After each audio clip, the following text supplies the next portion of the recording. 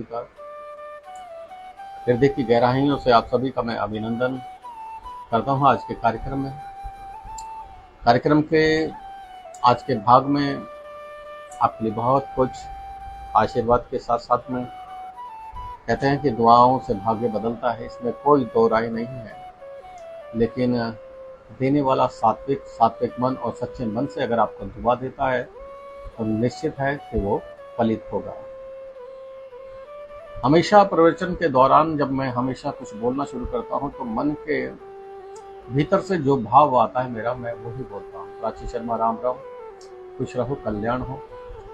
आज मन का भाव है, मैंने बताया ना कि हमारा तो हमेशा से यही भाव रहता है कि सुखी रहे संसार सब, दुखिया रहे ना कोई, यह अभिलाषा हम सबकी भगवान पूरी। मुझे याद है कि मुझे किसी ने एक किस्सा सुनाया था अफ्रीका और उसके आसपास के क्षेत्रों में आज भी बहुत बड़े बड़े पेड़ हैं, 50 से 100 फुट के ऊंचे पेड़ हैं। और हरे पेड़ों को वहाँ की जनजातियां काटती नहीं है। आज भी पेड़ पौधों से उनका अनंत प्रेम है, लेकिन उनकी रोजी रोटी भी पेड़ पौधों से ही चलती है। जंगली प्रवृत्ति होने के बावजूद हमसे कई गुना ज्यादा धार्मिक और सामाजिक प्रवृत्ति उनकी है। जब भी उन्हें कोई बड़ा पेड़ काटना होता है ना, तो वो सभी औरतें इकट्ठा होकर उस पेड़ के चारों ओर खड़ी हो जाती हैं, गांव की सभी औरतें, और वहीं बैठकर खड़े होकर मजमा लगाकर पेड़ को कोसना शुरू कर देते, उसे गालियां देना शुरू कर देते। सभी मिलकर, पूरा गांव मिल जाता है और उस पेड़ को कोसना शुरू करता है, उसे गालियां देना शुरू करता है। धीरे धीरे धीरे 1 दिन, 2 दिन, 5 दिन, 7 दिन के बाद आना शुरू कर देता है। आपका भाग्य परिवर्तन कर सकते हैं, इसमें कोई दो राय नहीं है ना। किसी ने कहा है कि एक ने कही, दूजे ने मानी, नानक थे सारे ज्ञान।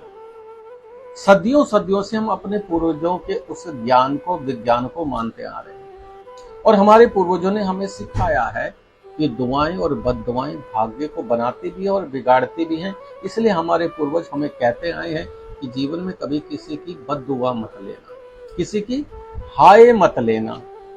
अगर हो सके तो प्रातः उठकर किसी बुजुर्ग के, किसी बुजुर्ग माता के, किसी संत के, किसी ब्राह्मण के पांव छूकर आशीर्वाद लेना।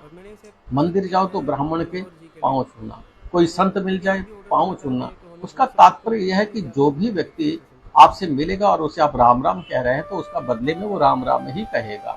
यदि आप किसी के चरण स्पर्श कर रहे हैं, चाहे वो आपका रिश्तेदार हो, संत महात्मा हो, ब्राह्मण हो, कोई भी हो, वो आपको आशीष ही देगा। और निश्चित है कि हमारे पूर्वज कहते हैं कि आशीष के द्वारा हम अपने भाग्य का निर्माण कर सकते हैं और बद्दुआओं के द्वारा हम अपना विनाश भी कर सकते हैं। ध्वनि विज्ञान कहता है कि ध्वनियों के द्वारा हम समय को परिवर्तन कर सकते हैं, हम ब्रह्मांड का परिवर्तन कर सकते हैं, हम जो चाहें ध्वनियों के द्वारा कर सकते हैं। आपने बच्चों का एक खिलौना देखा होगा, पहले भी आता था, अब तो बच्चे मोबाइल से खेलते हैं, खिलौनों से नहीं खेलते। हमारे बचपन में एक खिलौना आया करता था जिसमें छोटा सा पाइप और आगे एक टोकरी लगी होती थी जिसमें एक हल्की सी बॉल होती थी। उस बॉल को उस टोकरी में रख दिया जाता था और पाइप से हम जब हवा भरते थे, फूंक मारते थे, तो वो हवा के माध्यम से उड़ने लगता था और उछलने लगता था। जितनी हवा हम देते रहते थे वो उछलता रहता था। देखा है ना आपने। इसी प्रकार से हवा एक ध्वनि को प्रकट करती है, इसी तरह से दुआएं भी एक ध्वनि को प्रकट करती हैं। शब्दों से तरंगों का निर्माण होता है और जब तरंगों का निर्माण होता है तो एक नई कोडिंग ब्रह्मांड में विचरण करने लगती है और उस कोडिंग के आधार पर ही आपके भाग्य का निर्माण आरंभ हो जाता है। तो ध्यान रखिएगा, दुआएं भाग्य बनाती हैं और बद्दुआएं भाग्य बिगाड़ देती हैं।